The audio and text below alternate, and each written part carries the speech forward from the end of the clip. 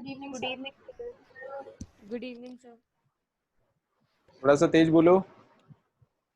Good evening sir. Good evening, sir. Good evening sir. Good evening. Good evening, sir. Good evening. Good evening everyone.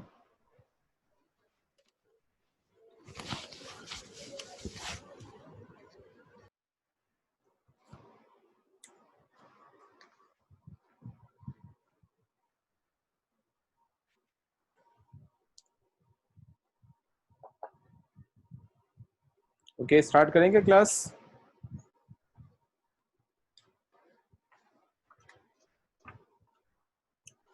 Videos on करिए जल्दी से।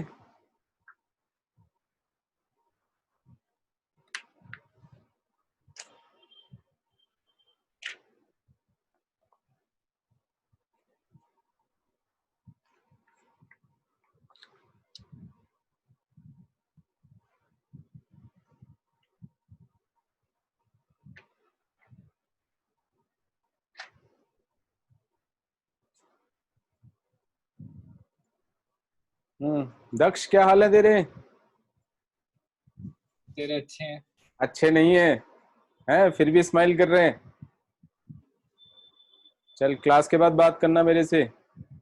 Yes, sir.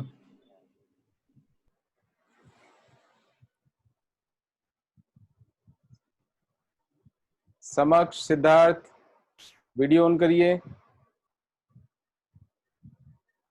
नमन, सनंत, प्रियांशु, रिया, यागिक। Sir यहाँ पे बारिश हो रही है तो नेटवर्क में प्रॉब्लम हो रही है।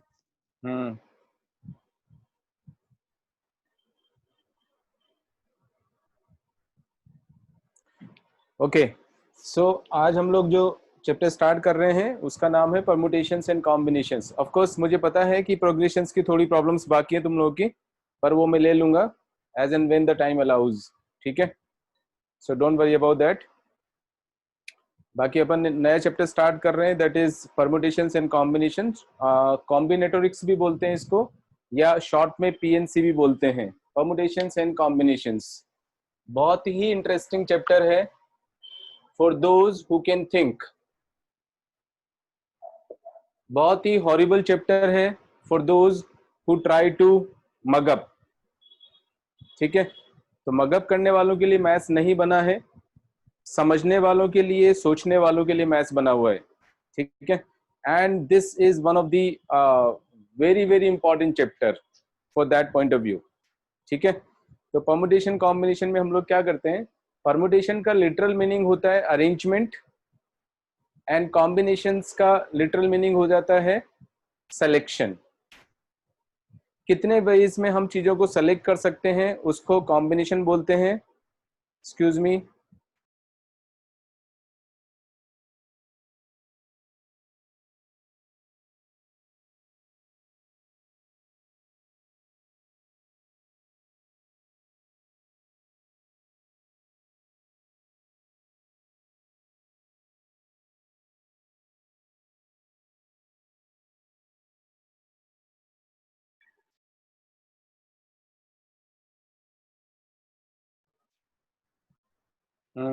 मुदित आगे क्या क्लास में? मुदित सर। हाँ,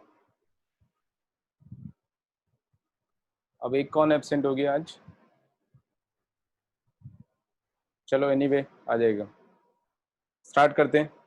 सो परमुटेशन एंड कॉम्बिनेशन, तो मैंने बताया परमुटेशन का मतलब होता है अरेंजमेंट, एंड कॉम्बिनेशन का मतलब होता है सिलेक्शन। ठीक है, हमारे को certain number of things given है, उसमें से कितने वेज में हम चीजों को सेलेक्ट कर सकते हैं, एक तो ये चीज होती है, और एक कितने वेज में हम अरेंज कर सकते हैं, एक वो चीज होती है। ठीक है, लेकिन बहुत जबरदस्त थिंकिंग चाहिए इन सब चीजों में, है ना।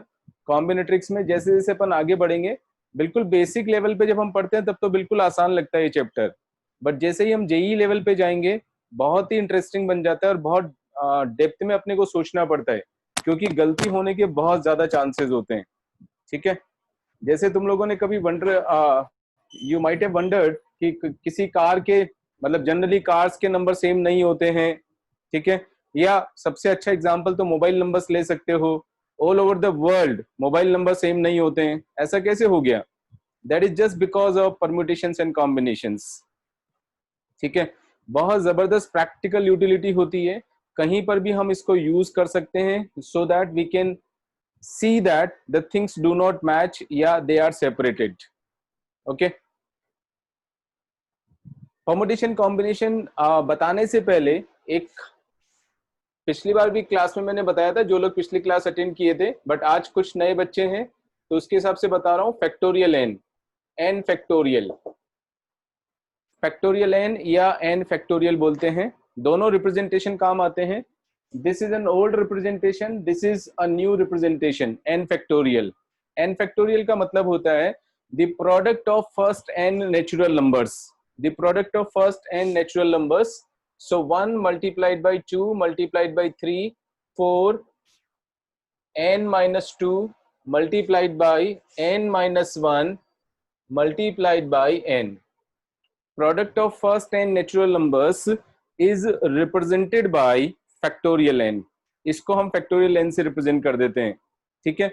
So according to the definition of factorial n, obviously factorial is not defined for fractional numbers. Factorial is not defined for negative integers. Factorial is not defined for irrational numbers. Factorial is only defined for natural numbers, except one exception, that factorial is defined for zero as well. Zero के लिए भी define होता है factorial, ठीक है? वो क्यों define होता है उसका रीजन समझा रहा हूं, इसको ध्यान से ऑब्जर्व करो। Factorial n is equal to, मैंने बोला product of first n natural numbers, तो suppose product of first n minus 1 natural numbers को एक मैंने ब्रैकेट में डाल दिया इस तरह से, so I can write n multiplied by 1 into 2 into 3 up to n minus 1. That means product of first n minus 1 natural numbers, product of first n minus 1 natural numbers is represented by, will be represented by factorial n minus 1, वो factorial n minus 1 बन गया। Just like factorial n minus 1 is also the product of first n minus 1 natural numbers, ठीक है? 1 into 2 into 3 up to n minus 1. So factorial n का value आ गया n into factorial n minus 1। बहुत ही important एक formula हमने derive कर लिया है, ठीक है? ध्यान से समझो, फैक्टोरियल n को हम n into factorial n minus 1 लिख सकते हैं, यानी n को बाहर निकालेंगे तो अंदर फैक्टोरियल में एक कम हो जाएगा। That is the meaning of factorial n, which is equal to n into factorial n minus 1। उल्टा भी ध्यान रखना है, अगर n into factorial n minus 1 आ गया तो इस n को हम अंदर ले जाएंगे तो ये बन जाएगा फैक्टोरियल n। करेक्ट? दोनों तरीके से फॉर्मूला यूज कर सकते हैं। So according to the definition of factorial, factorial 1 का वैल्यू 1 हो गया, फैक्टोरियल 2 का वैल्यू 2 हो जाएगा 1 इंटू 2, फैक्टोरियल 3 का वैल्यू 1 इंटू 2 इंटू 3 यानी 6, फैक्टोरियल 4 का वैल्यू 24 हो गया, फैक्टोरियल 5 का value 120 and so on. Correct? Now factorial 0 is also a very important quantity here. जैसे मैंने यहाँ पे स्टार्ट किया, n का वैल्यू 3 डाल दिया, तो फैक्टोरियल 3 को हम लिख सकते हैं 3 इंटू फैक्टोरियल 2, फिर यहाँ n का वैल्यू 2 डाल दिया, 2 फैक्टोरियल 2 को लिख सकते हैं 2 इंटू फैक्टोरियल 1, फिर 1 डाल दिया, factorial 1 is equal to 1 into factorial 0। Correct? Now watch here, factorial 1 has to be 1, factorial 1 has to be 1। अगर फैक्टोरियल 0 का कोई वैल्यू डिफाइन नहीं करते हैं अपन, ठीक है, जैसे मैं बोल रहा था कि factorial is not defined for fractional numbers और नेगेटिव इंटीजर्स और इरेशनल नंबर्स, ऐसे ही अगर मैं बोलूं कि फैक्टोरियल 0 डिफाइन नहीं करेंगे तो फैक्टोरियल 1 भी फिर डिफाइन नहीं हो पाएगा, तो हमारी मजबूरी है कि फैक्टोरियल 0 को डिफाइन करना ही पड़ेगा। अनदर इंपॉर्टेंट थिंग, फैक्टोरियल 1 का वैल्यू 1 होना चाहिए, that is only possible when we define factorial 0 to be equal to 1, तभी पॉसिबल है ये, ठीक है? so we are to define factorial 0 to be equal to 1. करना ही पड़ेगा हमें, और कोई ऑप्शन नहीं बचा हमारे पास में. क्यों? क्योंकि अगर हम डिफाइन नहीं करते हैं या इसका वैल्यू फैक्टोरियल 0 का वैल्यू 1 नहीं लिखते हैं, तो या तो ये वाला गलत हो जाएगा या फिर ये वाला गलत हो जाएगा. Whereas both of them have to be correct. क्यों? अच्छा, कोई भी चीज को जब हम डिफाइन करते हैं तो उससे बाकी चीजों पे इफेक्ट नहीं हो रहा है तो हम उसको डिफाइन कर सकते हैं. जैसे कि फैक्टोरियल 0 का वैल्यू मैं अगर 1 डिफाइन कर देता हूं तो बाकी इसकी डेफिनेशन पे कोई इफेक्ट नहीं हो रहा है. That's why also we can define factorial 0 to be 1.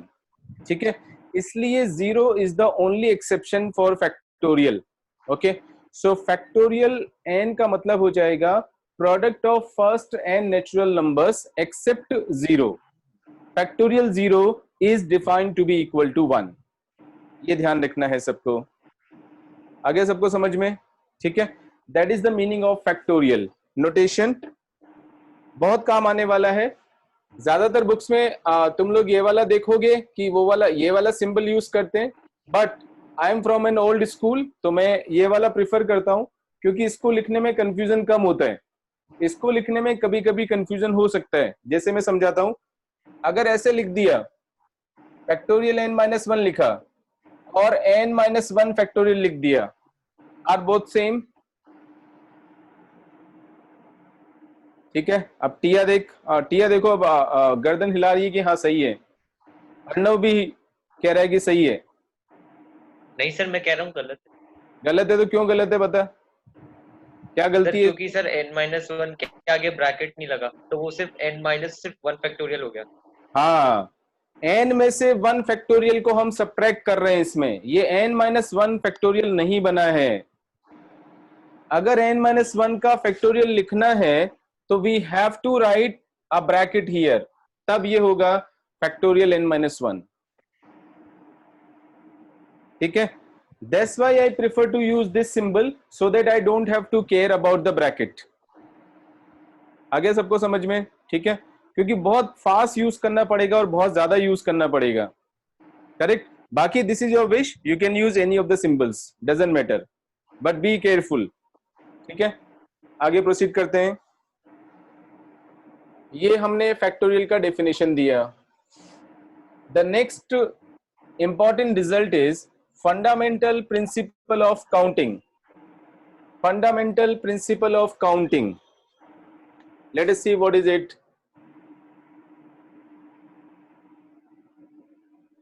Fundamental principle of counting.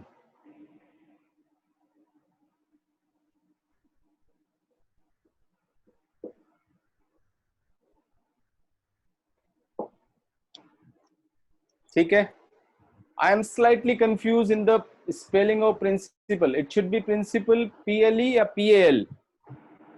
PLE. PLE. LE. पक्का? Yes sir. चलो ठीक है, अंग्रेजी तो आती है मतलब है, वो भी मैं कभी कभी चेक करूंगा तुम लोगों का और बताऊंगा कि देखो अंग्रेजी भी नहीं आती है. ठीक है, कभी कभी करूंगा प्रूव उसको भी. चलो आगे चलते हैं. Fundamental principle of counting, what is this? Suppose मुझे जयपुर से जाना है कानपुर वाया दिल्ली, तो Jaipur to Delhi and then Kanpur. Correct. Let us see. Suppose there are 3 ways to go from Jaipur to Delhi. There are 3 ways to go from Jaipur to Delhi. And there are 2 ways to go from Delhi to Kanpur. Delhi to Kanpur. ठीक है. Now, very simple. जिसने भी अगर पहले से कहीं PNC पढ़ा हुआ हो, अर्णव कुछ भी अगर पढ़ रखा है तो बिल्कुल यूज नहीं करना है, एकदम फ्रेश थिंकिंग करनी है. ठीक है, कुछ भी कहीं से भी कैसा भी पढ़ रखा है उसको बिल्कुल दिमाग में से निकाल दोगे तो मेरी बातें जल्दी समझ में आएंगी और अच्छी तरह समझ में आएंगी. ठीक है, नहीं तो वो मेंटल ब्लॉक बन जाता है और वो बार बार प्रॉब्लम ज्यादा करेगा. ओके, एकदम लेमैन की तरह बताना है कि जयपुर से कानपुर जाने का via Delhi, how many total number of ways are there? You have to actually count. Layman, जैसे कि अनपढ़ आदमी काउंट करेगा तो वो कैसे करेगा? कॉम्बिनेट्रिक्स का मतलब है काउंटिंग. काउंटिंग प्रॉब्लम्स ही करने वाले हैं हम इस चैप्टर में पूरा. How many ways are there to go from Jaipur to Kanpur via Delhi? 2. किसका आंसर है? Sir, 6. 2 किसका आंसर था? सिद्धार्थ. सिद्धार्थ, क्या बात है यार, बहुत ही जबरदस्त आंसर दिया तूने. कौन से 2 वेज दिख गए तुझे? हाँ सर जयपुर से दिल्ली. हाँ, तो जयपुर से फिर- दिल्ली 3 तरीके से जा सकते हैं ना. Yes sir. तो फिर 3 तो यही हो गए. अब यहां से ये वाला यहां से ही हो गया, फिर यहां से ही हो गया एक, फिर यहां से ही हो गया एक और, फिर यहां से ये वाला, फिर यहां से ये वाला, फिर this one and then this one. कितने वेज हो गए टोटल मिला के? 6 वेज. ठीक है. So there are 6 ways to go from Jaipur to Kanpur via Delhi. आगे समझ में? ठीक है. 6 तरीके हो गए हमारे पास में, राइट. सपोज थोड़ा और आगे जाएं हम, कानपुर से सपोज लखनऊ चले जाते हैं और उसके और 4 तरीके हो गए suppose. Now how many total ways are there to go from Jaipur to Lucknow via Delhi and Kanpur? 24. 24 हो जाएंगे. करेक्ट. ठीक है. जिसने भी कॉमन सेंस यूज किया वो इमीडिएटली बता सकता है. अब एक्चुअली 24 काउंट करने की जरूरत नहीं है, क्योंकि यहां से आ सकते तो 6 हो गए, तो 6 इसके साथ हो जाएंगे, 6 इसके साथ होंगे, 6 इसके साथ हो जाएंगे, 6 इस वाले के साथ हो जाएंगे. तो 6 + 6 + 6 + 6 टोटल मिला के 24 वेज हो गए. आया समझ में? ठीक है. यहां पर हम मैथमेटिक्स का एक बहुत ही सिंपल सा प्रिंसिपल यूज कर रहे हैं, and that principle is known as fundamental principle of counting. ठीक है. What is the fundamental principle of counting?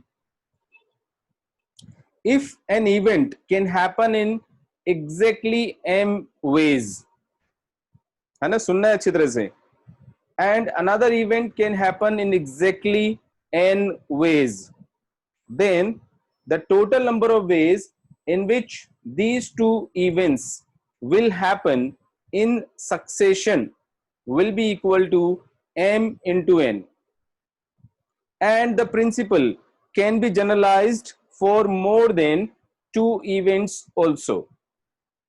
Okay, वापस रिपीट कर रहा हूं.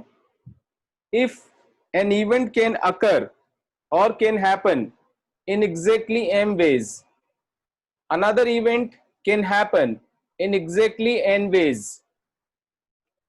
then the total number of ways in which these 2 events will happen will happen in succession will be m into n. That is the fundamental principle of counting, and the result can be generalized for any number of events. ठीक है. जैसे कि यहां पर हो गया, ये m base में यानी 3 हो गया, ये n बेस में यानी 2 हो गया, फिर ये थर्ड इवेंट जो है वो भी हो रहा है 4 वेज में, तो उसको मैं p भी बोल सकता हूं.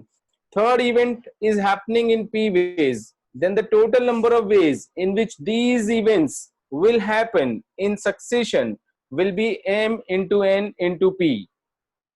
ठीक है. चाहो तो वेरीफाई करके देख सकते हो.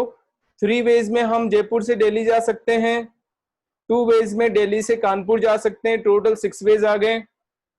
मल्टीप्लाइड बाय लखनऊ जाने के लिए 4 वेज हैं, तो 3 2 जा 6 4 जा 24 वेज आ गए हमारे पास total from Jaipur to Lucknow via Delhi and Kanpur.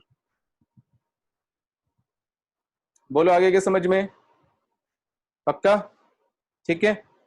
बीच में बोलना है सबको, है ना, चुपचाप नहीं रहना है, माइक को अनम्यूट करके बोलना है.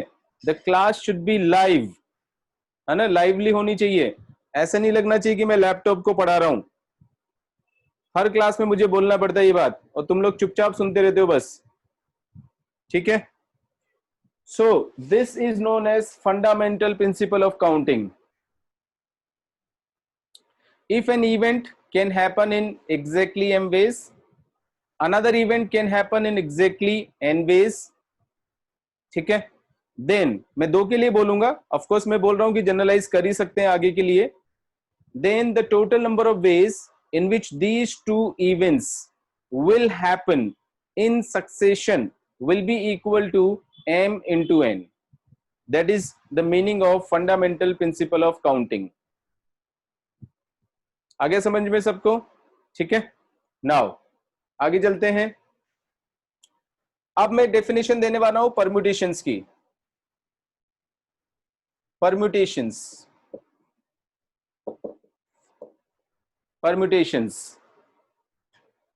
ओके. पहले एक एग्जांपल से समझते हैं कि what do I mean by permutations. Suppose if I have 3 letters A, B, C. A, B, C are 3 letters given to me. I want to arrange these 3 letters in all the different ways, whichever possible ways are there. Correct? In how many ways can I do so? Let me show you. A, B, C लिख सकता हूं मैं. A, C, B लिख सकते हैं. B, C, A लिख सकते हैं. B, A, C लिख सकते हैं. C, A, B, C, B, A. Total मिला के there are 6 ways to arrange these 3 different letters in all the possible ways. और सोच लो अच्छी तरह से. और कोई दूसरा हो सकता है तरीका इनके अलावा?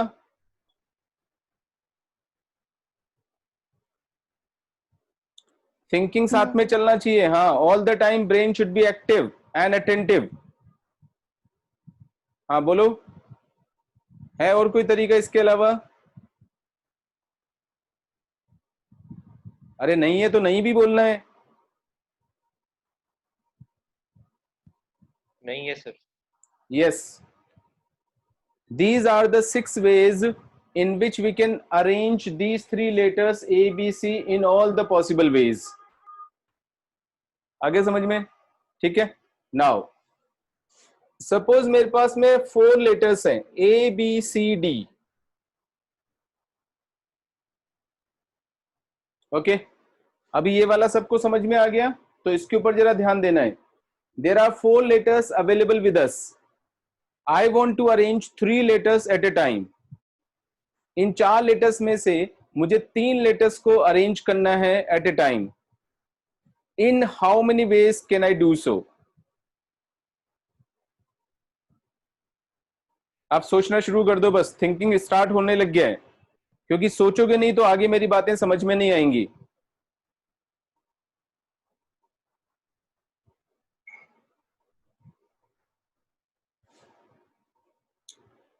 4 में से 3 letters को हमें अरेंज करना है. In how many ways we can arrange 3 letters out of 4 letters given to us? 4 different letters.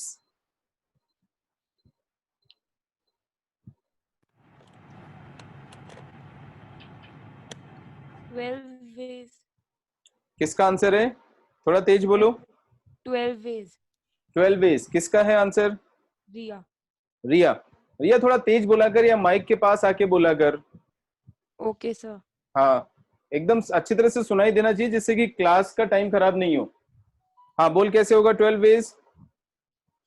Sir एक हो जाएगा A B C, एक A B D, एक A C D, तो ऐसे चारों के 3-3 होंगे, तो इसलिए. अच्छा, इसका मतलब देखो रिया ने क्या किया है, पहले 4 में से 3 को सेलेक्ट किया है, A B C, फिर उसने सेलेक्ट किया A B D, फिर उसने सेलेक्ट किया A C D.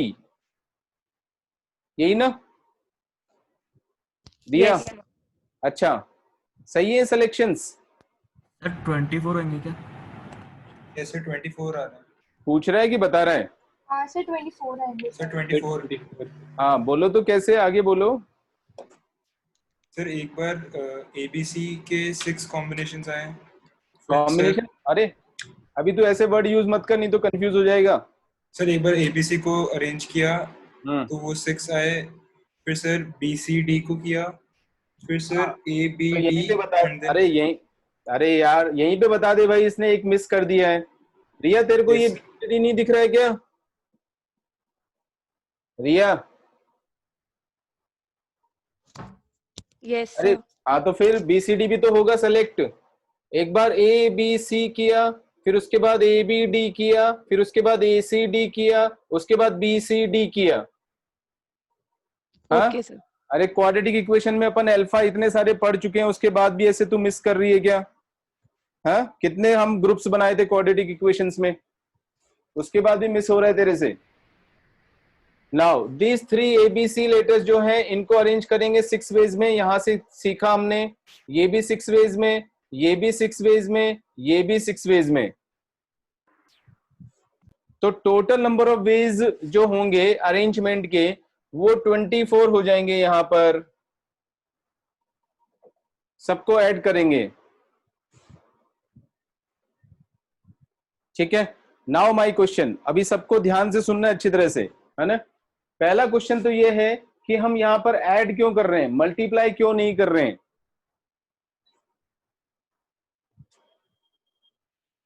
6 into 6 into 6 into 6 क्यों नहीं कर रहे हैं?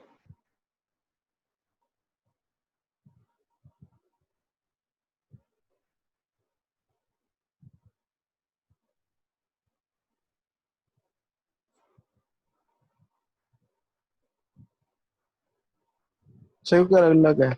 ABC जैसे एक अलग है, वैसे ABD अलग है, ACD अलग है, इसलिए सबको ऐड कर रहे हैं, कोई सब अलग अलग है। किसकी आवाज है? सनंत। हाँ सनंत। हम्म। जिनका वीडियो नहीं चल रहा है उनको बताना है अपना नाम, उसके बाद ही मैं समझ पाऊंगा। हाँ, अलग अलग है तो क्या हुआ? दूसरा जयपुर वैसे से जयपुर से दिल्ली जाना और दिल्ली से कानपुर जाना भी तो अलग अलग ही था। नहीं, पर सर जैसे IBC आपने 6 लिया वैसे, और अलग सब मतलब कॉम्बिनेशन तो सर ABD अलग है। फिर कॉम्बिनेशन वर्ड यूज कर लिया। अरे वो ऐसे वर्ड यूज मत कर कुछ भी, नहीं तो कुछ समझ में नहीं आएगा आगे क्या करना है। और कोई बताएगा? मैं जो पूछ रहा हूं क्वेश्चन समझ गए क्या तुम लोग? मैं पूछ रहा हूं कि फंडामेंटल प्रिंसिपल ऑफ काउंटिंग क्यों नहीं लगा रहे हैं जिसमें कि मल्टीप्लिकेशन आता है। फंडामेंटल प्रिंसिपल ऑफ काउंटिंग को रूल ऑफ द प्रोडक्ट भी बोलते हैं या प्रिंसिपल ऑफ द प्रोडक्ट भी बोलते हैं, प्रोडक्ट प्रिंसिपल भी बोल देते हैं। वहां पर हम मल्टीप्लाई करते हैं और यहां पर हम ऐड कर रहे हैं, इसको बोलते हैं रूल ऑफ समेशन या सम प्रिंसिपल या प्रिंसिपल ऑफ सम। ठीक है, एक ही बात है सम के लिए। नहीं, कोई एक्सप्लेनेशन नहीं है किसी के पास?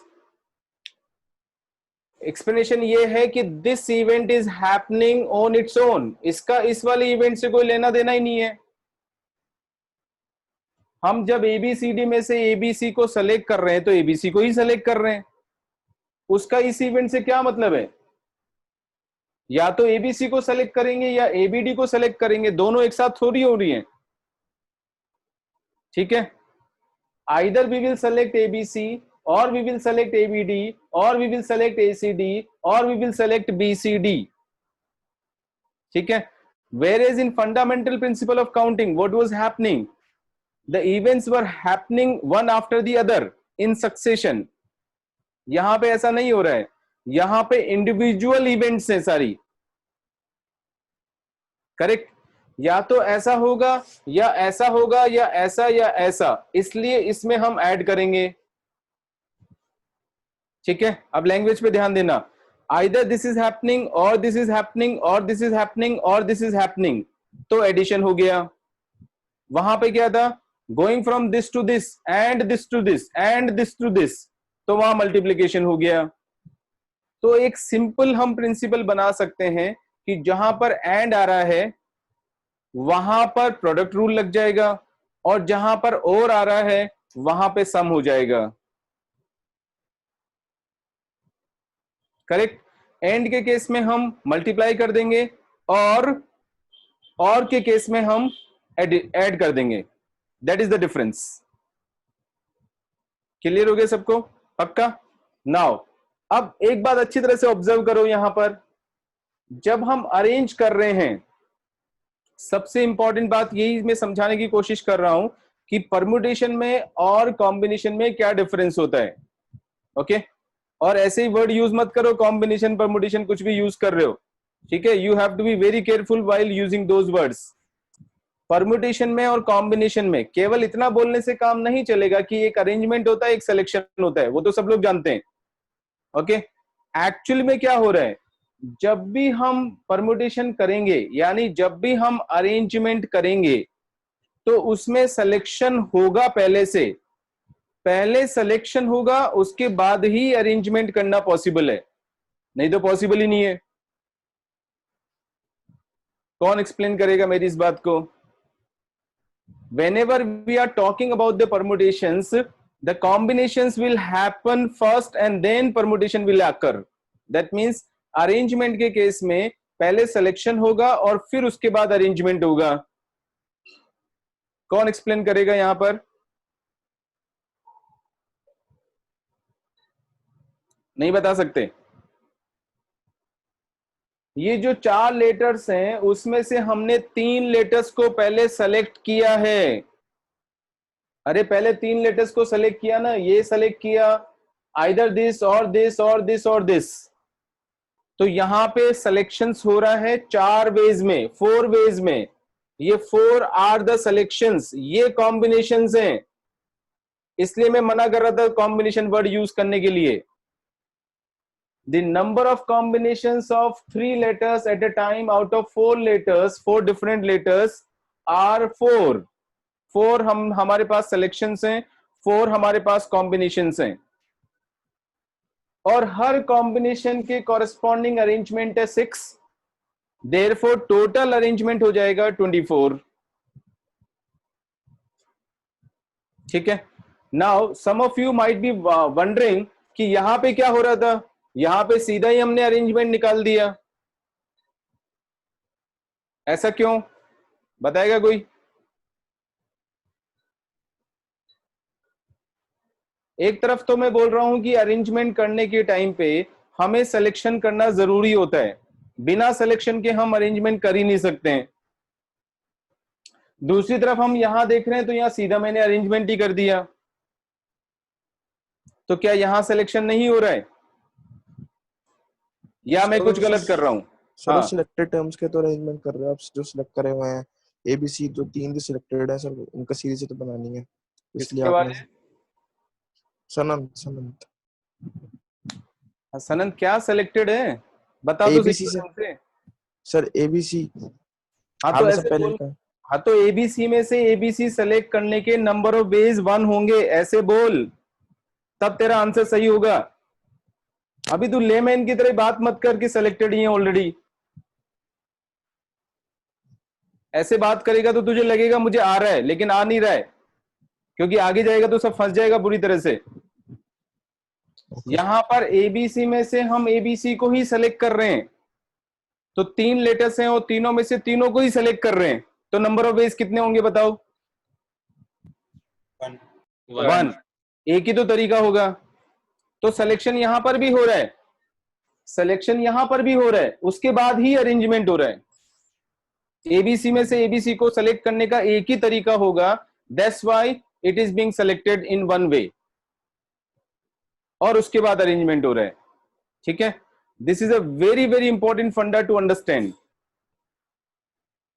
समझ में आ गया सबको? ठीक है, तो जब भी हम अरेंजमेंट की बात करेंगे पहले सिलेक्शन होगा, उसके बाद ही अरेंजमेंट होगा, यानी अरेंजमेंट में सिलेक्शन तो छुपा हुआ है ऑलरेडी। करेक्ट? अब करूं आगे प्रोसीड? नाउ अब आते हैं हम एक्चुअल आर्टिकल के ऊपर, परमुटेशंस यानी arrangements.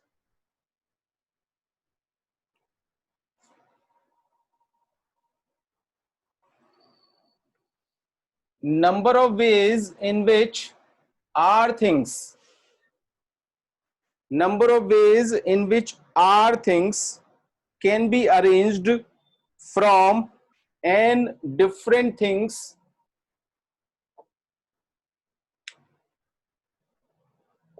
number of ways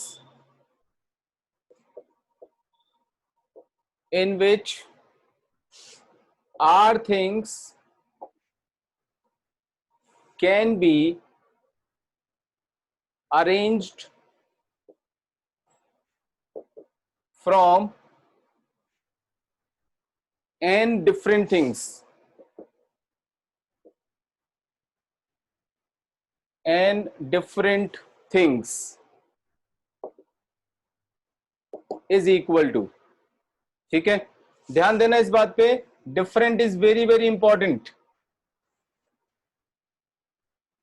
All the things which are given to us are different, उसमें से हम r things को अरेंज कर रहे हैं, ठीक है, उसके जो नंबर ऑफ वेज होंगे वो हम उसके लिए एक स्टैंडर्ड फॉर्मूला डिराइव करने की कोशिश कर रहे हैं, ठीक है, जिसको रिप्रेजेंट करेंगे n P r, P for permutation, n total number of things हैं, r number of things being arranged, इसको हम ऐसे भी रिप्रेजेंट कर देते हैं पी एन आर, और इसी का रिप्रेजेंटेशन ऐसे भी होता है n colon are.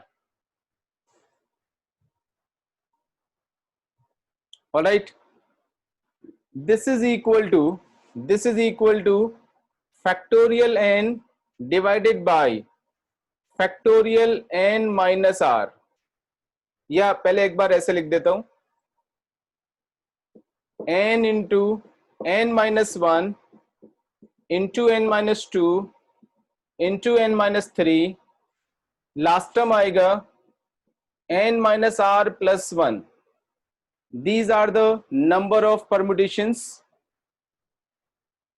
Further, if we simplify this and we change this form, then it will become factorial n divided by factorial n minus r.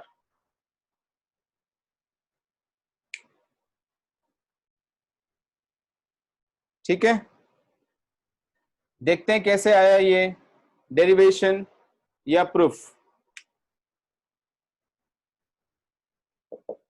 Proof के बिना, रीजनिंग के बिना कोई मैथ्स नहीं होता है हमेशा के लिए. अगर मैथ्स सीखना है तो प्रिंसिपल बना लो अपना एक, ठीक है, कोई भी अगर बिना प्रूफ के कोई भी चीज बताने की कोशिश करता है तो उसको मैथ्स पढ़ाना नहीं आता है या तुमको नहीं पढ़ना आता है, one and the same thing, ठीक है, बिना प्रूफ या बिना रीजनिंग के कोई मैथ्स नहीं होता है. ओके, और ये जो लोग पहले से पढ़ रहे हैं मेरे पास, उनको अभी तक फील हो जाना चाहिए, नहीं हुआ है अभी तक भी तो बहुत बहुत स्लो चल रहे हो. जिनको फील हो चुका है उनको समझ में आ जाना चाहिए कि कितना इंपॉर्टेंट होता है प्रूफ करना, ठीक है. देखते हैं कैसे करेंगे प्रूफ. मैंने बोला कि n डिफरेंट थिंग्स है मेरे पास में, उसमें से मुझे r चीजों को अरेंज करना है. All the things are different, ठीक है. First place can be filled up in n ways. Can I say that? First place can be filled up in n ways. अरे जो भी फर्स्ट प्लेस पे हमें डालना है, r प्लेसेस हैं, उसमें से किसी भी फर्स्ट प्लेस, किसी को भी प्लेस को फर्स्ट बोल दिया, उसको फिल करने के कितने तरीके होंगे. n चीजें अवेलेबल है हमारे पास में, n डिफरेंट चीजें, तो n में से कोई भी एक चीज उठा के हम डाल देंगे उसमें. तो first place can be filled up in n ways. Second place can be filled up in how many veg?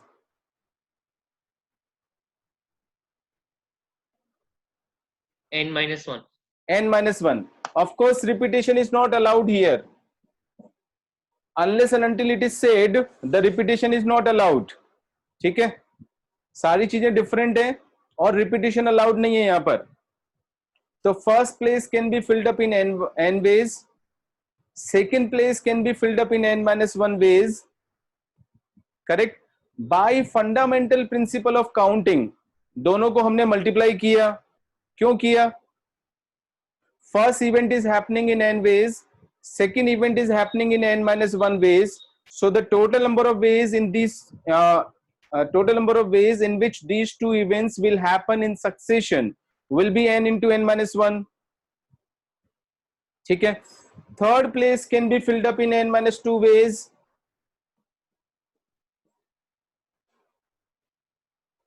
ठीक है. fourth place can be filled up in n minus 3 ways and keep doing. Correct. Last place यानी rth place, rth place को मुझे fill करना है. सही सही बताना है सबको. ध्यान से ऑब्जर्व करो. फर्स्ट प्लेस के लिए हमने n में से 0 सब्ट्रैक्ट किया है. सेकंड प्लेस के लिए n में से 1 सब्ट्रैक्ट किया है. थर्ड प्लेस के लिए n में से 2 सब्ट्रैक्ट किया है. फोर्थ प्लेस के लिए n में से 3 सब्ट्रैक्ट किया है. तो rth प्लेस के लिए n में से क्या सब्ट्रैक्ट करेंगे? n-1. rth place is rth. Arnav क्या बोल रहे हैं? r-1. r-1. Sorry sir. For rth place, r-1 is to be subtracted from n.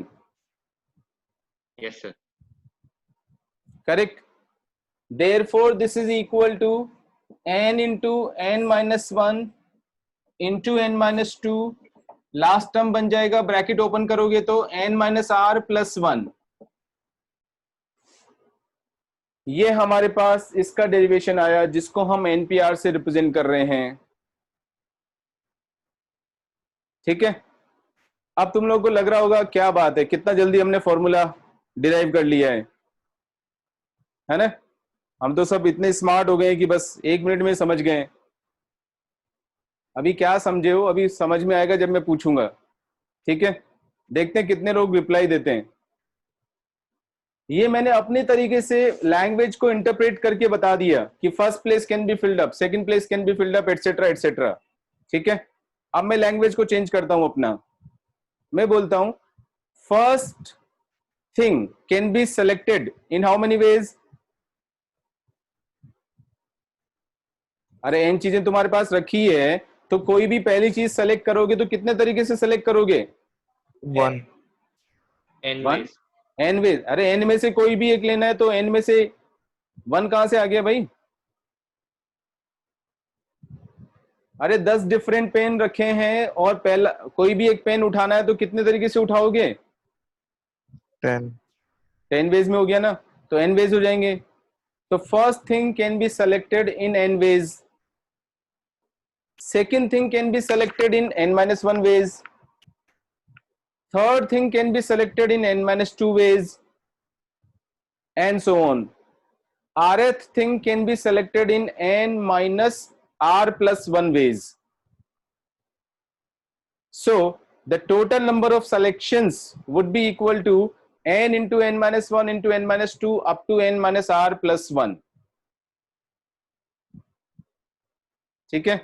अब जिनका वीडियो दिख रहा है वो मैं देख सकता हूं, उनका आराम से सबकी गर्दन हिल रही है. यस, बिल्कुल सही है. ठीक है. यहां पे मैंने परमुटेशन बता दिया तुम लोगों को, उसी को मैंने सिलेक्शन यानी कॉम्बिनेशंस बता दिया है. तो दोनों सेम ही चीज हो गई फिर तो.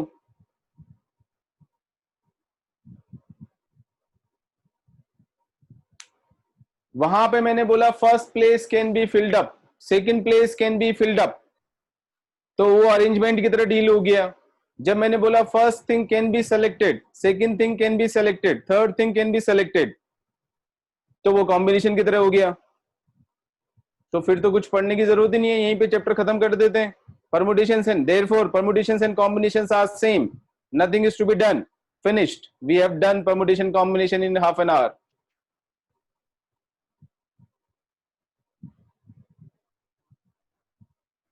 कौन बताएगा? जिसने मुझे इस बात का आंसर दे दिया. ठीक है. मैं क्लेम करता हूं एडवांस में अगर ढंग से पढ़ते रहे तो फर्स्ट 100 में तुम्हारा सिलेक्शन हो सकता है, फर्स्ट 100 में रैंक आ जाएगी.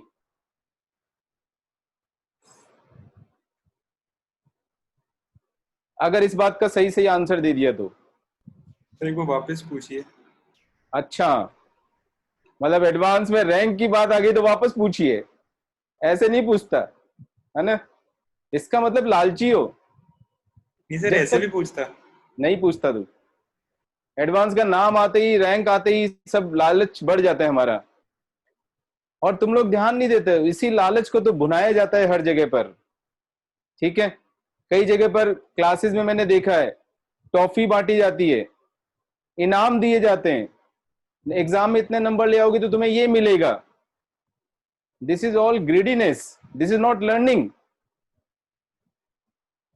तो लर्निंग पे ध्यान दो, ग्रीड पे नहीं। मैं पूछ रहा हूं, यहां मैंने एक्सप्लेन किया था, first place can be filled up in n ways, second place can be filled up in n-1, third place n-2 etc, rth place in n-r+1 ways. So the total number of permutations are n into n-1 into n-2. जितने तरीके से हम places को fill कर सकते हैं उतने arrangement हो गए। फिर उसी बात को मैंने दूसरे तरीके से पूछा, लैंग्वेज चेंज किया अपना। मैंने किया कि first thing can be selected in n ways, second thing can be selected in n-1 ways, third thing can be selected in n-2 ways, rth thing is selected in n-r+1 ways. तो according to me ये selection हो गया। Now where is the problem? कहां पे selection है, कहां पे arrangement है, और अगर है तो क्यों है?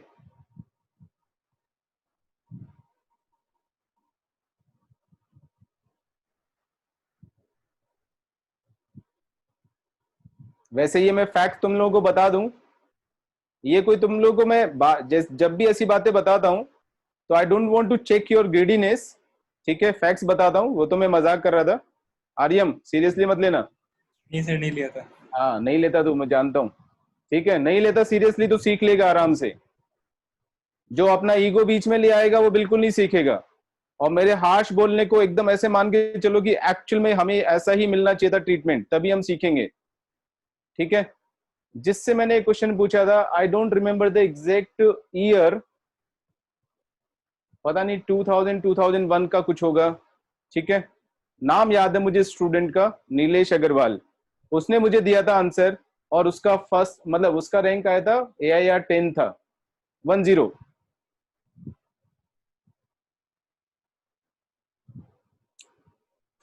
उस समय IIT JEE के नाम से हुआ करता था ना, एडवांस के नाम से नहीं होता था, ठीक है? अब जबरदस्ती ऐसा नहीं कि मुझे फर्स्ट 10 में आना है इसलिए जबरदस्ती दे रहे हो आंसर। कोशिश करो सोचने की, ऐसा क्यों हो रहा है? क्या ये सिलेक्शन है, क्या ये अरेंजमेंट है, क्या ये दोनों है, या फिर दोनों ही नहीं है?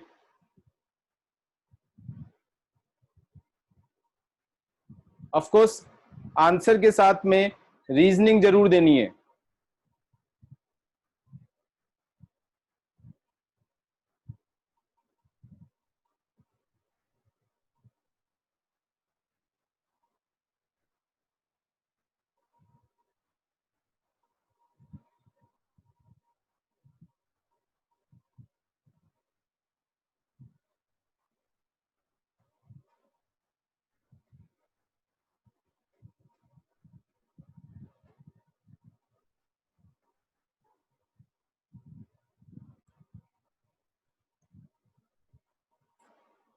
एक आंसर मत भूलो कि ज्यादा टाइम नहीं लगाना है। अगर नहीं आ रहा है तो सरेंडर करना भी सीखो कि नहीं आ रहा है।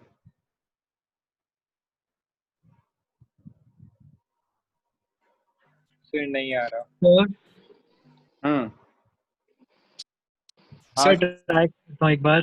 जो सेकंड वाला केस है, किसकी आवाज है? प्रियांशु। हाँ प्रियांशु बोल। सर जो सेकंड वाला केस बनाया है उसमें अपन कॉम्बिनेशन कर रहे हैं, उसमें एन टर्म्स को अपन सिलेक्ट कर रहे हैं। सेकंड मतलब उसके बाद, अरे एक मिनट हैंग ऑन प्रियांशु, तू तो पुराना स्टूडेंट है यार, अब अभी भी ऐसी गलतियां करेगा क्या? एंड टर्म्स कहां से आ गया बीच में? अरे टर्म कहां से आ गया? एन थिंग्स को कर रहे हैं। वापस बोल एक बार लैंग्वेज। सर फर्स्ट थिंग को सिलेक्ट करने के एन वेज हैं। हाँ सर फिर देन टू थिंग्स को सिलेक्ट करने के at the same time n-1 into n ways हैं। अरे सेकंड थिंग को सेलेक्ट करने के n-1 वेज हैं। Therefore first and second thing can be selected in n into n-1 ways, ऐसे होगा। यस सर, यही बोलना था बट वो बोल नहीं पाया। तो क्या हो गया? सही तो है, उसमें क्या दिक्कत है? दो इवेंट्स हो रही है ना। Yes sir. पहले तो हमने एक चीज को सेलेक्ट किया, फिर दूसरी चीज को सेलेक्ट किया, तो क्या प्रॉब्लम होगी इसमें तेरे को?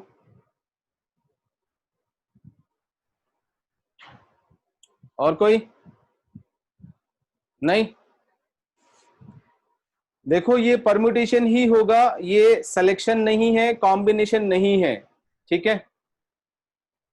इसका रीजनिंग तो तुम लोग को नहीं समझ में आया अभी तक। जब मैं बताऊंगा तो मुझे नहीं पता कि कितनों को समझ में आएगा, हालांकि मैं अपनी तरफ से पूरी कोशिश करूंगा बताने की, समझाने की, but you have to keep your mind open, तभी समझ पाओगे। जैसे ही मैंने वर्ड यूज किया फर्स्ट थिंग, दोनों जगह मैंने यूज किया है। यहां पर यूज किया था first place, second place, third place. वहां पर मैंने यूज किया first thing can be selected, second thing can be selected, third thing can be selected. जैसे ही मैंने फर्स्ट, सेकंड, थर्ड, फोर्थ ऐसे बोल दिया, इसका मतलब मैंने उनका ऑर्डर इंपॉर्टेंट बना दिया। The moment I make the order of the things to be important, it becomes arrangement and not selection.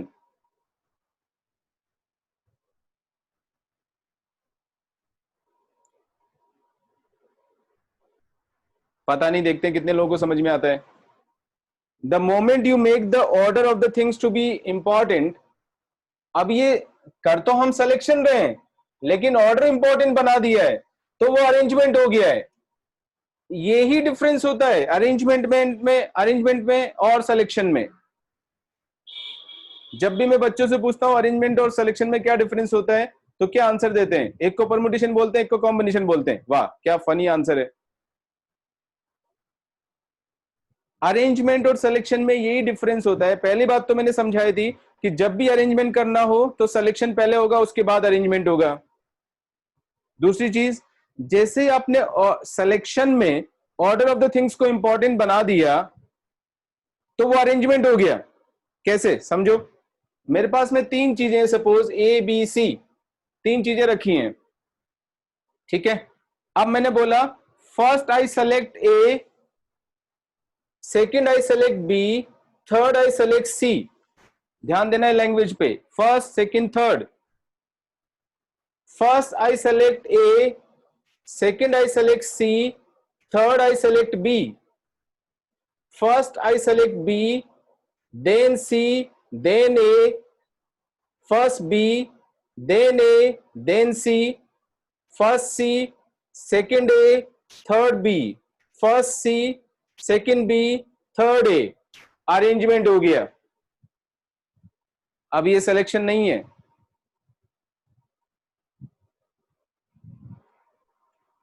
ठीक है?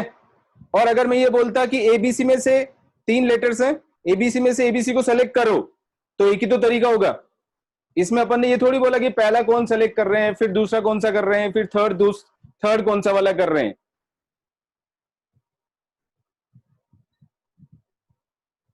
आगे मेरी बात समझ में? चाहो तो दूसरा एग्जाम्पल भी ले लो, अगर इसमें से कंफ्यूजन हो रहा है तो। दूसरा एग्जाम्पल मैंने ये वाला लिया था, ठीक है? अब इसमें से तीन चीजों को अरेंज करना था हमें, अभी पहले इसी की बात करेंगे, ठीक है? फर्स्ट ए आए, यानी फर्स्ट ए को सेलेक्ट करें, सेकंड बी को सेलेक्ट करें, थर्ड सी को सेलेक्ट करें। फर्स्ट ए को करें, सेकंड सी को करें, थर्ड बी को करें, एंड सो ऑन। अरेंजमेंट होता जा रहा है ना?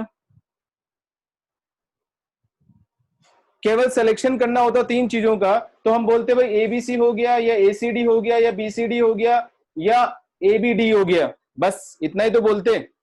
ऐसे ऑर्डर थोड़ी बताते कि पहले ए आ रहा है, फिर बी आ रहा है, फिर सी आ रहा है। जैसे ही हमने ऑर्डर को इंपॉर्टेंट बनाया, वो अरेंजमेंट हो गया। यहां भी मैं ऑर्डर को इंपॉर्टेंट बना रहा हूं। First place can be filled up in n ways, या first thing can be selected in n ways. एक ही बात है, दोनों में कोई डिफरेंस नहीं है। फर्स्ट प्लेस को हम फिल करें या फर्स्ट थिंग को सेलेक्ट करें, बात तो एक ही है। जिसको सेलेक्ट किया उसी से तो आपने फिल कर दिया उससे, तो वर्ड का कोई फर्क नहीं पड़ रहा है यहां पर। The word is not important here, ठीक है? The process is important. First आपने यूज किया है, ठीक है, तो वो फर्स्ट सेकंड थर्ड फोर्थ बोलते ही वो क्या हो गया, अरेंजमेंट हो गया. Now it's no longer selection. We are selecting but we are making the order to be important, and that's why it becomes arrangement. So it becomes permutations.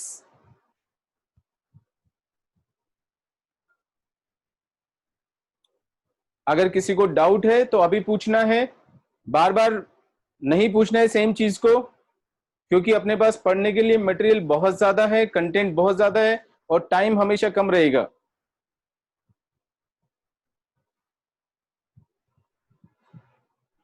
Yes, any problem? पक्का आ गया समझ में सबको? ठीक है. सो एक और नई बात यहां पे समझने को मिली कि जब हम सिलेक्शन करते हैं और उसमें ऑर्डर को इंपॉर्टेंट बना देते हैं तो वो अरेंजमेंट हो जाता है ऑटोमेटिकली. या ऐसा भी बोल सकते हैं कि अरेंजमेंट या permutations is nothing but ordered combinations. ठीक है, क्लियर हो गया सबको? Therefore, this is the formula for arrangement permutations. Out of n different things, we are selecting and arranging r things at a time. The number of permutations would be equal to n into n minus 1, n minus 2 up to n minus r plus 1. अब इसका मैं form change कर रहा हूं, n into n minus 1 into n minus 2 up to n minus r plus 1. Form change करने के लिए मैंने क्या किया, ऊपर और नीचे फैक्टोरियल n माइनस आर से मल्टीप्लाई कर दिया.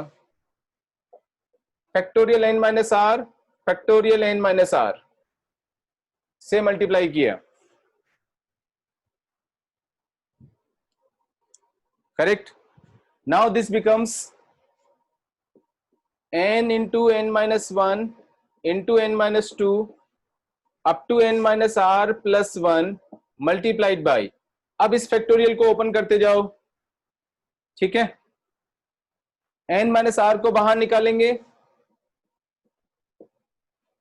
अंदर बचेगा फैक्टोरियल में एक कम हो जाता है तो factorial n minus r minus 1 बनेगा. उसको भी बाहर निकाल दिया, n minus r minus 1. Factorial n minus r minus 2 बचेगा, उसको भी बाहर निकाल दिया, n माइनस आर माइनस 2.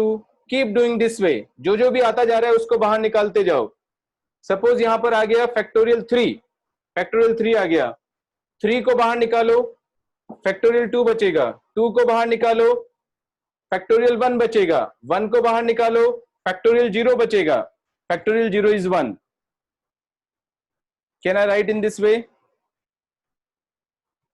ऐसा लिख सकते हैं अपन, divided by factorial n minus are.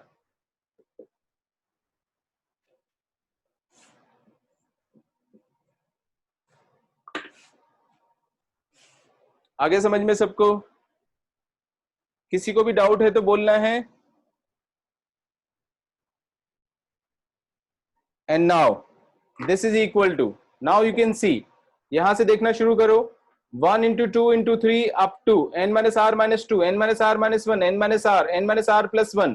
Increasing order में है, 1 से लेके सारे नंबर्स n तक आ रहे हैं, बीच में कोई भी नंबर मिसिंग नहीं है.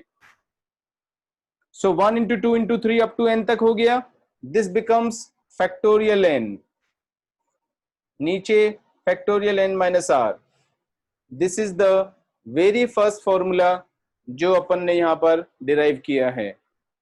NPR is equal to factorial n divided by factorial n minus r.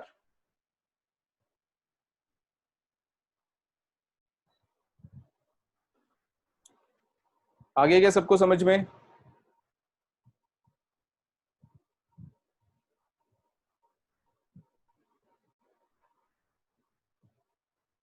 Anyone has any doubt?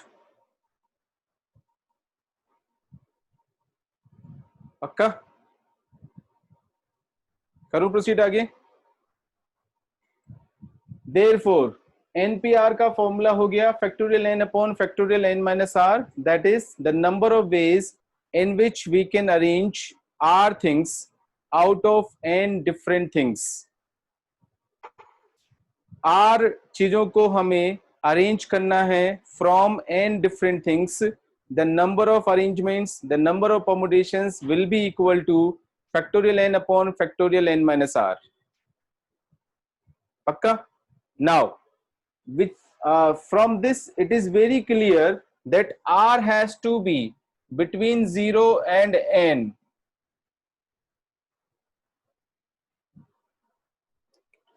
r या तो 0 होगा, of course n and r both are natural numbers, या 0 बस, या होल नंबर्स बोल सकते हैं. r का वैल्यू n से तो छोटा ही होना चाहिए. जैसे आपसे कोई बोले कि number of ways in which you can arrange 10 things out of 5 different things, तो कैसे करोगे arrange? Without repetition. The number of veg would be definitely 0, मतलब ही नहीं है कुछ उसका. Therefore r is between 0 and n. Okay, now कुछ particular cases, np naught या np 0, number of ways in which 0 things are to be arranged out of n different things will be equal to, according to the formula, factorial n upon factorial n, which is equal to 1. Of course एक ही तो तरीका होगा. आपने n में से कुछ भी arrange नहीं किया, वो भी तो एक ही तरीका है. So there is one way of arranging nothing out of n different things. Similarly, अगर हम npn निकालें, npn out of n different things, all the things are to be arranged at a time. ठीक है, तो उसके लिए क्या आएगा? factorial n divided by factorial n minus n, that is factorial 0, which is equal to factorial n. So if n different things are to be arranged in all the possible order, the number of ways would be factorial n. So far so good. जैसे हमने जो शुरुआत किया था, जहां से class को हमने शुरू किया था, वो दोनों एग्जांपल्स अब हम इस फॉर्मूले से करके देखते हैं. वहां तो हमने एक्चुअली बना के देखा था लेमैन की तरह. अब मैथमेटिक्स के पॉइंट ऑफ व्यू से देखते हैं, उसको वेरीफाई करके देखते हैं. 3 letters A, B, C, all 3 different letters are to be arranged in all the possible ways. तीनों को एक साथ लेना है हमें, तो ये वाला लग जाएगा npn 3p3. So therefore the number of ways, number of arrangement would be 3p3, that is factorial 3. factorial 3 का वैल्यू होता है 6.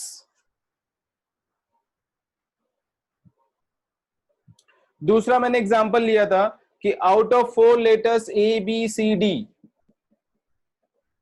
3 letters are to be arranged. 3 letters are to be arranged in all the possible order. The number of ways would be 4p3, which is equal to factorial 4 divided by factorial 4 minus 3 is 1, which is factorial 4 का value 24. हो गया verify. ये verification है, proof नहीं है. Proof तो वही है जो मैंने सिखाया है, जनरल प्रूफ होना चाहिए. वेरिफिकेशन से प्रूफ को कंफ्यूज नहीं करना है. ठीक है, verification is damn easy, proof is really difficult all the time. तो प्रूफ सीखना है, ना कि वेरिफिकेशन. आगे सबको समझ में? पक्का? करूं प्रोसीड आगे? ठीक है, आगे देखते हैं. जो नेक्स्ट फॉर्मूला है या जो नेक्स्ट रिजल्ट है, वो है हमारा कॉम्बिनेशन का.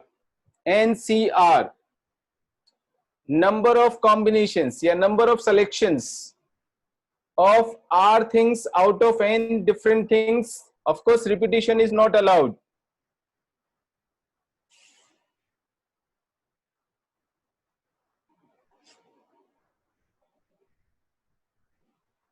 आज हम केवल ये 2 ही फॉर्मूले डिराइव कर पाएंगे, क्योंकि डेरिवेशंस में बहुत टाइम लगता है, सोचने में भी और समझाने में भी. सो कॉम्बिनेशंस की बात कर रहा हूं. कॉम्बिनेशंस यानी selections, number of selections, number of veg लिख देता हूं, number of veg in which we can select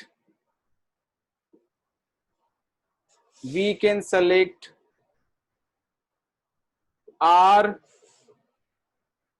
things from and different things. Again, different is very important. आगे चल के हम जैसे जैसे आगे पढ़ते जाएंगे वैसे वैसे कॉम्प्लिकेशंस बढ़ेंगी, तो वहां पे डिफरेंट की जगह आइडेंटिकल चीजें भी यूज करने लगेंगे, ठीक है। इसलिए एक एक चीज क्लियर होना चाहिए। डिफरेंट थिंग्स की बात चल रही है अभी। Different things, number of ways in which we can select r things from n different things. Of course repetition is not allowed, repetition की बात करेंगे वो आगे आएगा सब, okay.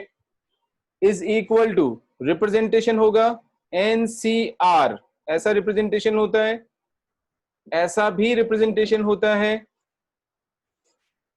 Third representation is this and fourth representation is this N choose R। NCR को N choose R भी बोलते हैं। N में से R चीजों को चूज करना, सेलेक्ट करना। Take care of the last representation, ये काफी जगह काम आता है, स्पेशली फॉरेन राइटर्स ज्यादा यूज करते हैं इसका। इसका मतलब ये नहीं कि वो ज्यादा बेटर हो गए, है ना। कोई भी यूज कर रहा है तो बस हमें पता होना चाहिए कि what do they mean by that, ठीक है। N choose r, so this is equal to, formula मैं अभी लिख रहा हूं उसके बाद प्रूफ करूंगा। पहले फॉर्मूला लिख देता हूं, factorial n upon factorial r into factorial n minus r. Factorial n upon factorial r into factorial n minus r, ठीक है। डेरिवेशन समझाने में मेरी जान निकल जाएगी अभी, आगे भी बहुत सारी ऐसी चीजें आने वाली हैं जिसमें समझाने में बहुत प्रॉब्लम आती है। एंड इसीलिए टीचर्स डेरिवेशन ना तो समझ पाते हैं ना समझा पाते हैं, बस सीधा फॉर्मूला रटा और प्रॉब्लम सॉल्व करना शुरू कर दो। बच्चों को भी इजी लगता है, ठीक है। उनको लगता है हमें क्या मतलब एग्जाम में नंबर लाना है। मैं केवल एग्जाम के लिए नहीं पढ़ा रहा हूं, मैं बार बार ये रिपीट करता हूं, मैं तुम लोगों को मैथ्स समझाने के लिए, सिखाने के लिए पढ़ा रहा हूं, उसको इम्बाइब करने के लिए पढ़ा रहा हूं।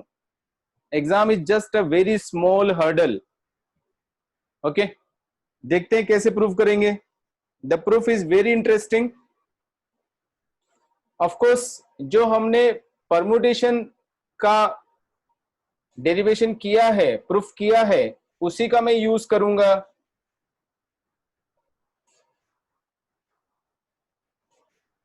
प्रूफ इनडायरेक्ट प्रूफ है। पहले हम सपोज करेंगे कि कुछ कॉम्बिनेशंस हैं जो हमें निकालने हैं, ठीक है। मुझे नहीं पता कितने कॉम्बिनेशंस होंगे, ठीक है, बट ये तो पक्का है कि परमुटेशन से कम होते हैं या उसके इक्वल हो सकते हैं, उससे ज्यादा तो नहीं हो सकते हैं। क्यों? क्योंकि परमुटेशन तो हमेशा बाद में आता है, पहले सिलेक्शन होगा फिर उसके बाद परमुटेशन होगा। आगे मेरी बात समझ में, ठीक है। तो सपोज मेरे पास में n डिफरेंट थिंग्स हैं, उसमें से मैंने r थिंग्स को सेलेक्ट किया at a time, okay. Suppose the number of selections और the number of combinations are x। x मैंने नंबर ऑफ सेलेक्शंस सपोज कर लिया जो कि मुझे निकालना है, इसी का तो वैल्यू मुझे डिराइव करना है। नंबर ऑफ सेलेक्शंस को मैंने x सपोज किया जो मुझे डिराइव करना है, ठीक है। अच्छी तरह से गौर से सुनना है मेरी बात को, एकदम फोकस होके पढ़ना है, ठीक है। ऐसा नहीं कि ऑनलाइन क्लास चल रही है तो इधर उधर ध्यान जा रहा है, फोकस लूज हो रहा है, कुछ नहीं समझ में आएगा फिर। n में से मैंने r थिंग्स को एट ए टाइम सेलेक्ट किया, ठीक है। ऐसे समझाता हूं, एक छोटा सा एग्जांपल लेता हूं, हालांकि एग्जांपल से प्रूव नहीं कर रहा हूं। 10 चीजें हैं मेरे पास में और मुझे 4 चीजें सेलेक्ट करनी है, ठीक है।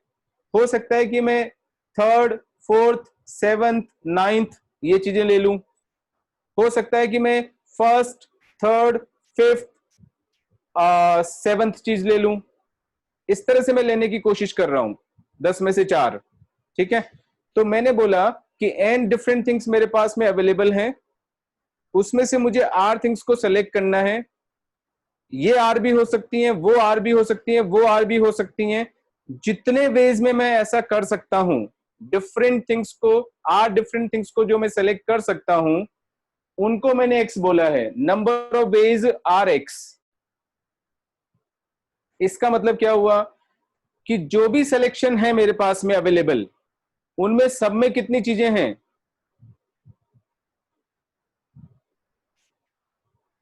In every selection, the selections which I have done, how many things I have in every selection?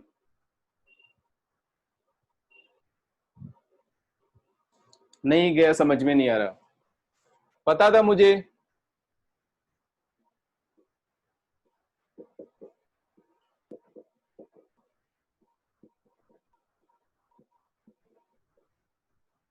अरे इन 4 में से मुझे 3 चीजें सेलेक्ट करनी है एट ए टाइम, ठीक है। तो हर नंबर ऑफ सिलेक्शंस कितने हैं? एक ये रहा, एक ये रहा, एक ये रहा और एक ये रहा, 4 है नंबर ऑफ सिलेक्शंस, ठीक है। हर सिलेक्शन में कितनी चीजें हैं? यहां कितनी चीजें ये वाली? अरे नंबर ऑफ थिंग्स 3 बोलो ना तो फिर यार। हाँ, तुम लोग जब ऐसे ट्रिवियल चीजें नहीं बोलते हो ना, तो फिर थोड़ा सा मुझे इरिटेशन शुरू हो जाता है। 4 में से हर सिलेक्शन में 3-3 चीजें आ रही हैं हमारे पास, जो हमारा काम है, ठीक है। इसी को मैंने जनरलाइज किया। Instead of 4 n things are there, n चीजें हैं हमारे पास में टोटल मिला के, डिफरेंट थिंग्स। लेनी हमें r थिंग्स है, ये r हो गया, ठीक है। और ये जो हम निकालना चाह रहे हैं कितने होंगे, वो x हो गया, करेक्ट। तो जो मैं बोल रहा हूं वापस बताओ, हर एक सिलेक्शन में कितनी चीजें हैं यहां पर? फर्स्ट सिलेक्शन में, फर्स्ट मैंने सिलेक्शन यूज किया, इसमें कितनी चीजें हैं, इसमें कितनी है, इसमें कितनी है, इसमें कितनी है, and so on. Number of things R are. हाँ, किसकी आवाज थी अभी? आर किसने बोला? दक्ष। हाँ, कुछ गया अंदर, ठीक है। हम n में से r चीजों को सेलेक्ट कर रहे हैं एट ए टाइम। हमें नहीं पता कि कितने सिलेक्शंस होंगे, बट ये कंफर्म है कि जितने भी सिलेक्शंस हैं उसके हर सिलेक्शन में, हर एक सिलेक्शन में इंडिविजुअली हमारे पास आर आर आर चीजें अवेलेबल हैं, ठीक है। इस एक सिलेक्शन में आर थिंग्स अवेलेबल हैं, इस सिलेक्शन में भी आर थिंग्स अवेलेबल हैं, इसमें भी आर थिंग्स अवेलेबल हैं, इसमें भी आर थिंग्स अवेलेबल हैं, सब में r r r things available हैं। अभी क्लियर हो गया क्या सबको? ठीक है। ये जिनके वीडियो नहीं चल रहे हैं, इतना मुश्किल काम है क्या वीडियो चलना? मुझे नहीं पता कि उनको समझ में आ रहा है कि नहीं आ रहा है। जितना मुझे फेस दिखेगा उतना ज्यादा अच्छी तरह समझ में आएगा। ऑलराइट, तो इसमें जो फर्स्ट सिलेक्शन है उसमें आर चीज अवेलेबल है, ठीक है। अब उन आर चीजों को कितने डिफरेंट वेज में हम अरेंज कर सकते हैं? Those are things can be arranged among themselves in how many ways? X क्या कर रहा है? X कहां से आया? हाँ, X तो नंबर ऑफ सिलेक्शन है, उसको यहां कहां लिया है? बीच में ही। अभी सही बोल रहा था, फिर गलत बोलना शुरू कर दिया। हाँ, वापस बोलो। R factorial. R फैक्टोरियल, क्योंकि हर सिलेक्शन में R चीजें अवेलेबल हैं। वो जो R चीजें हैं, R में से R चीजों को ही अरेंज करेंगे फैक्टोरियल R वेज में। अभी पीछे किया था अपन ने, NPN out of n different things. अगर हम n things को अरेंज करते हैं तो that can be done in factorial n ways. तो इस सिलेक्शन में जो r चीजें हमारे पास अवेलेबल हैं उनको हम फैक्टोरियल r वेज में अरेंज करेंगे. इस सिलेक्शन में जो हमारे पास r थिंग्स अवेलेबल हैं उनको भी हम फैक्टोरियल r वेज में अरेंज करेंगे. इसमें भी फैक्टोरियल r वेज में अरेंज करेंगे and so on. Keep doing this way.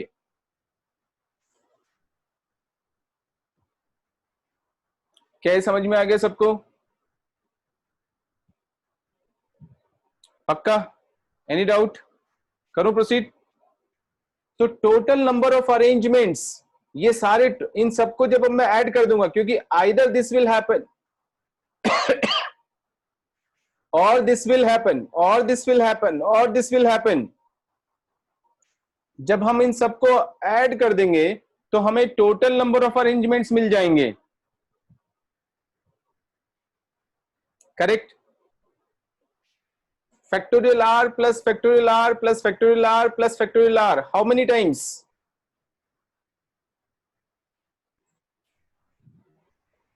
x times. x times, correct. x में से 1 इधर लिया, 1 इधर लिया, 1 इधर लिया, तो ये 1 1 1 1 x टाइम्स है. तो x into factorial r, ये टोटल नंबर ऑफ अरेंजमेंट्स आ गया हमारे पास में. ठीक है? Of what? Total number of arrangements of things from and different things. हमारे तरीके से डील करने पर. और total number of arrangements of r things from n different things का हमने अभी थोड़ी देर पहले फॉर्मूला डिराइव किया था, जिसको हमने रिप्रेजेंट किया था NPR से. तो x into factorial r is equal to NPR हो जाएगा.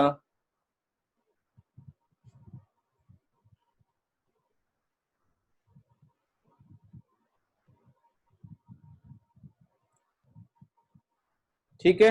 आगे क्या समझ में? मुझे बहुत प्रॉब्लम आने वाली इस चैप्टर को पढ़ाने में ऑनलाइन स्पेशली, क्योंकि एक तो तुम लोग वीडियोस नहीं चलाते हो, पता नहीं क्या पैसे बचाते हो, क्या करते हो, डेटा से ही काम चलाते रहते हो. कितना कॉम्प्रोमाइज करते हैं अपन, है ना? वाईफाई यूज करा करो, ऐसे पढ़ाई के लिए डेटा काम नहीं आता है. अंग्रेजी में एक कहावत होती है, पेनी वाइज पाउंड फुलिश. 2 रुपए बचाने के चक्कर में 2000 रुपए का नुकसान करते हैं हम लोग. और most of the people have this thinking, इसलिए हमें लगता है कि वो सही है. So always think like that also. जो चीजें तुम लोग सीख रहे हो या सीखने का मौका मिल रहा है वो नहीं मिलेगा आगे जिंदगी में जाके. तो ऐसे छोटे छोटे जुगाड़ मत लगाओ, है ना? x इंटू फैक्टोरियल r का वैल्यू आ गया NPR. ओके, देयरफॉर x का वैल्यू हमारे पास डिराइव हो गया NPR divided by factorial r. NPR का वैल्यू होता है factorial n upon factorial n minus r into factorial r. और x को हम रिप्रेजेंट कर देंगे NCR से.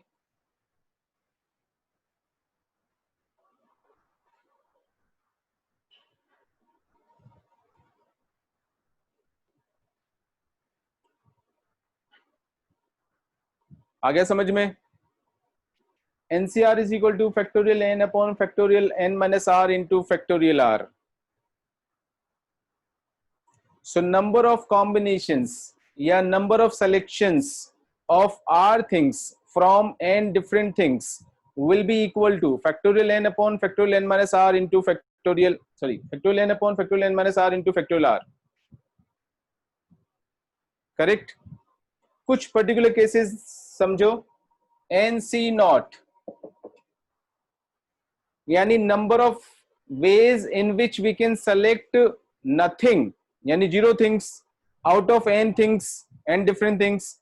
वैसे तो 1 ही हो गया ना, कुछ भी नहीं सेलेक्ट कर रहे हैं तो एक वे हो गया. वहां से निकालें तो factorial n divided by factorial n into factorial 0 which is 1. So this is 1. ऐसे लिख देता हूं यहां पर ठीक है। Similarly NCN out of n different things, अगर सारी के सारी n चीजों को एट ए टाइम सेलेक्ट कर लें, सबको ही एक साथ सेलेक्ट कर लिया आपने, तो एक ही तो तरीका होगा, कॉमन सेंस यूज करो अपना, फॉर्मूले से भी हमारे पास वही मिलना चाहिए।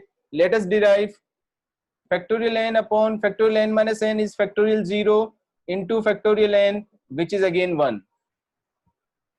So number of ways in which we can select n things out of n different things will be equal to 1. Correct, ये भी 1 हो गया, वो भी 1 हो गया, right. Another important derivation, NCR is same as NCN minus R.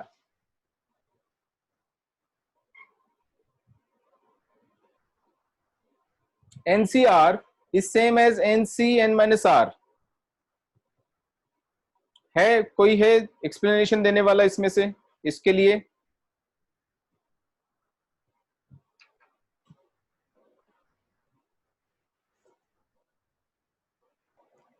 Anyone?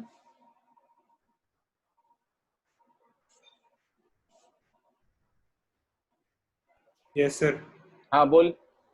Sir हम r की जगह n माइनस r की वैल्यू डालेंगे तो एंड में फिर वही बस R- 10th class, Aryam 10th class के बच्चों की तरह बात कर रहे हैं। r की जगह n माइनस r की वैल्यू ऐसे लिखेगा क्या? क्या बोलेगा, सही बोल। Sir n minus r r की जगह n माइनस r लिखेंगे तो yes sir, n minus r की वैल्यू थोड़ी डालते हैं, ये की वैल्यू नहीं डालते। Sorry, sir. फिर वो बचपना जो दिखता है ना, मुझे बहुत परेशानी होती है उससे। अभी भी वही 10th क्लास चल रहा है दिमाग में। फिर वापस बोल, इसी फॉर्मूले में यस सर, r को रिप्लेस करेंगे n माइनस r से, या तो ऐसे बोल, या r की जगह n माइनस r लिखेंगे तो, और तू बोल रहा है n माइनस r की वैल्यू डालेंगे। ये क्या हुआ? समझ में आना मुश्किल है कि क्या बोल रहे हैं। ठीक है, लैंग्वेज सही कर अपनी एकदम।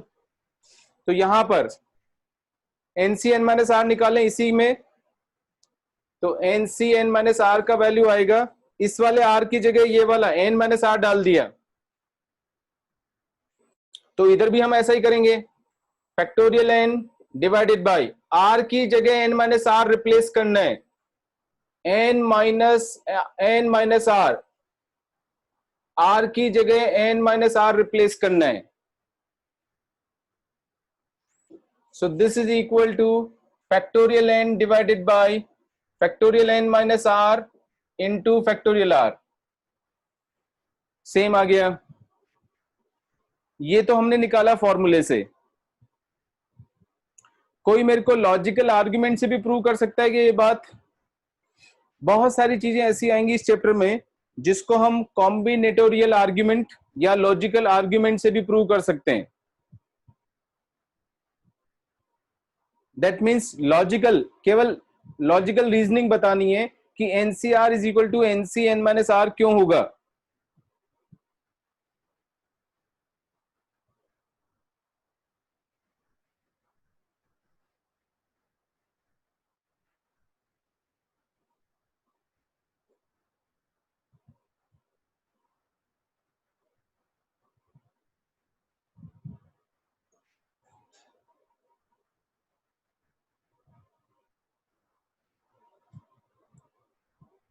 हाँ, कौन बताएगा?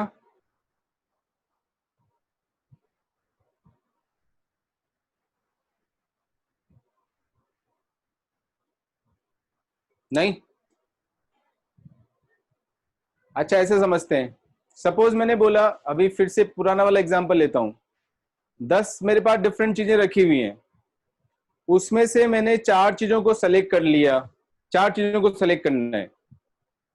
ठीक है, जितने तरीके से मैं 4 चीजों को सेलेक्ट कर रहा हूं, उतने ही तरीके से मैं 6 चीजों को क्या कर रहा हूं?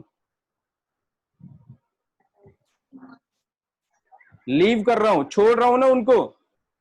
अरे 4 ये उठाई तो 6 छोड़ दिया, फिर दूसरी 4 उठाई तो फिर 6 छोड़ दिया। ठीक है, तो जितने तरीके से मैं 4 थिंग्स को सेलेक्ट कर रहा हूं उतने ही तरीके से मैं 6 थिंग्स को लीव भी कर रहा हूं, तो वो भी तो सिलेक्शन ही है, राइट? तो जितने तरीके से हम R थिंग्स को सेलेक्ट कर रहे हैं उतने ही वेज में हम N माइनस R थिंग्स को लीव कर रहे हैं. That means N minus R things are being also selected. So the number of ways would be same. NCR would be equal to NCN minus R. ठीक है? Very important formula जिसको symmetric formula बोलते हैं. Symmetric formula बोलते हैं इसको.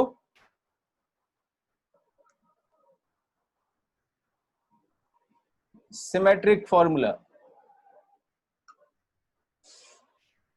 ठीक है, इसलिए हम कह सकते हैं therefore if NCP is equal to NCQ, suppose आपको ये गिवन है,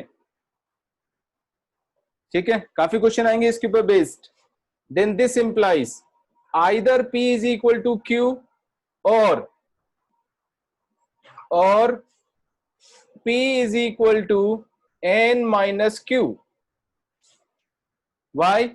Because NCQ को हम NCN minus Q भी लिख सकते हैं. ठीक है, गिवन इतना ही होगा, ये तो मैं समझा रहा हूं इसकी वजह से. Therefore either P is equal to Q or P is equal to N minus Q, because NCQ can be written as NCN minus Q. हो गया क्लियर सबको? पक्का? ठीक है,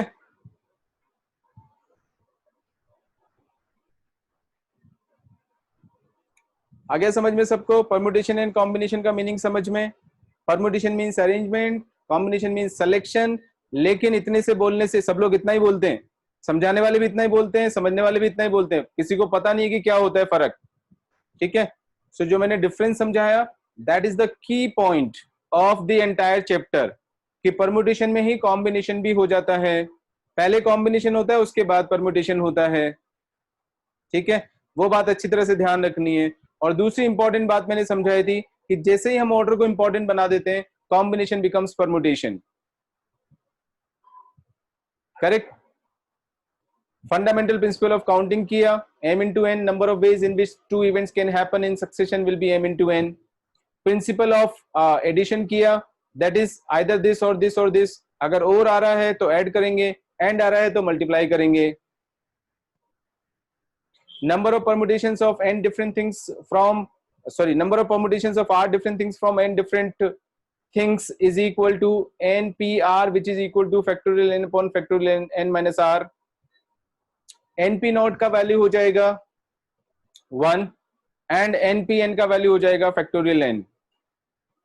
number of combinations of r things from n different things is equal to factorial n upon factorial n minus r into factorial r.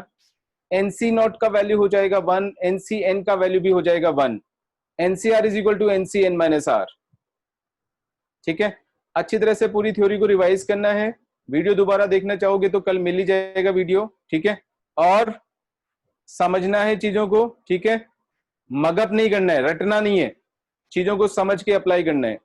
Next class में कुछ examples भी लेंगे और आगे का थ्योरी भी पढ़ेंगे. ठीक है, that's all for today. Thank you, sir. Thank you, sir. corresponding exercise from NCERT, वो तुम लोग को अपने आप करते जाना है साथ में. ठीक है, शुरू वाली 1-2 एक्सरसाइज तो हो भी जाएंगी जितना मैंने पढ़ाया उससे. Okay, that's all. Good night. Thank you, sir. Thank you, sir. Thank you, sir. Thank you, sir. Thank you, sir.